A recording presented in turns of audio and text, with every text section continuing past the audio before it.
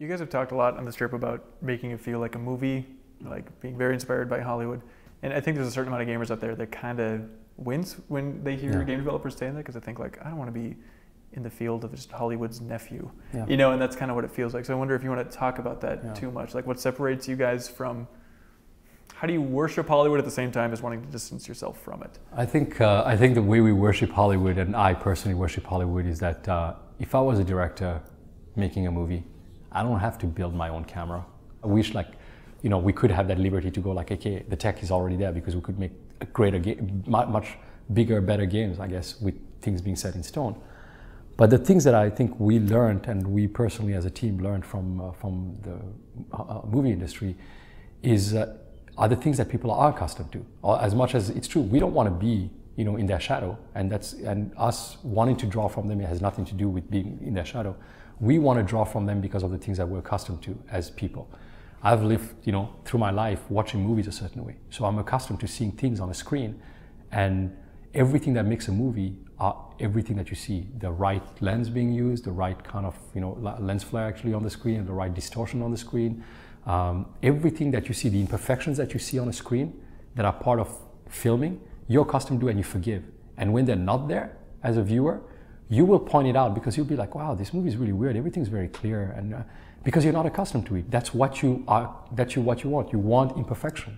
Imperfection makes things real. That's what we strive. When we say that we want to be more filmic, we're building all those imperfections that you're used to seeing through a screen into the way the game is built. It doesn't mean that we're going to make this game that you're just going to be watching from start to end. We're just basically using the tools to make the lens feel right, the depth of field feel right, the curvature, you know, like the lens distortion feel right. All of those little things are going to basically accustom you to a view that you're used to seeing when you do everything else from TV to movies. I always hear that group on the internet that says like, well, why is there lens flare and like dirt on the camera? It's like, am I supposed to imagine that there's a camera following this player? Like, am I not supposed to be the player themselves? I think you are. You are basically supposed to think that there's a person following the main player, and I think that that's why we build the camera the way we did, because the camera is not just like tethered to the player, just like following him everywhere. The camera has a little bit of like, well, I would say its own life. It lags a little bit if you move fast, just like a person who would be behind you, not expecting you to move, would lag a little bit watching you. The reason why we build that again is because we're third person.